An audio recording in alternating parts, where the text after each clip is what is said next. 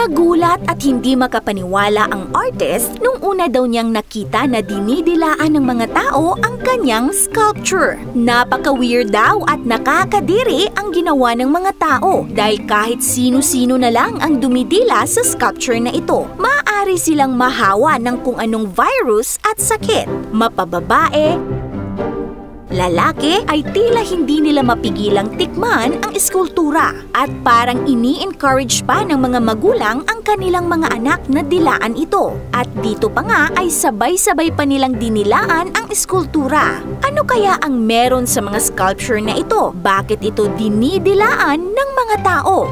Sa Berlin, Germany, isang artist ang namumukod-tangi dahil sa kanyang kakaibang sining. Siya ay si Joseph Marr, kilala sa kanyang mga sculpture na hindi lamang magaganda sa paningin kundi sa panlasa rin. Madalas ang medium na ginagamit sa mga sculptures ay bronze, marble, and clay. Ngunit si Marr, ang gamit niya ay asukal, sugar art kung ito ay tawagin, at ito ang kanyang specialty. Makikita ang komplikasyon ng paggamit ng asukal bilang material. Madaling matunaw kaya kailangang ingatan. Ngunit kilala ito bilang isang bagay na hilig mismo ng karamihan. Isa itong energy source o life source. Dahilan upang makita niya ito bilang isang metaphor kung saan ang asukal ay ikinukumpara sa desire ng isang tao. Isa sa mga iconic na bagay sa art ni Marr ay ang reaksyon ng mga tao kapag nakikita at nadidilaan ang mga ito. Sa exhibit niya, hindi makatiis ang mga tao na dilaan ang kanyang mga gawa.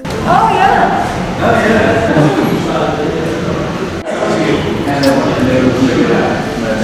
That's good. Fantastic. Yeah. Noong una, nasurpresa si Marr pero natutunan niyang mahalin ang ideyang ito sa kadahilanang naging interactive ang kanyang art. Kumbaga, ang mga tao ay nagkakaroon ng intimate experience sa kanyang mga obra at nadarama nilang parte sila ng artwork. Pero paano nga ba niya ginagawa ang mga ito? Well, gumamit si Marr ng high-resolution 3D scanner at matapos mascan ang subject o ang taong nakapose ay ipiprint niya ito using 3D printer. At ito na ang gagawa niya ng silicone mold. Pagdating naman sa sugar, gumagamit lamang siya ng common white sugar na nabibili sa mga supermarket. Nilalagyan ng tubig, corn syrup or grape sugar at saka niluluto. Pagkatapos ay hinahaluan niya ng secret dye na hindi lang for coloring kundi ito din ang nagpapatagal ng buhay o para hindi madaling masira ang sugar sculpture niya. And then, ibubuhos na ito sa mold at hahayaan ito in more or less 12 hours para tumigas ang asukal.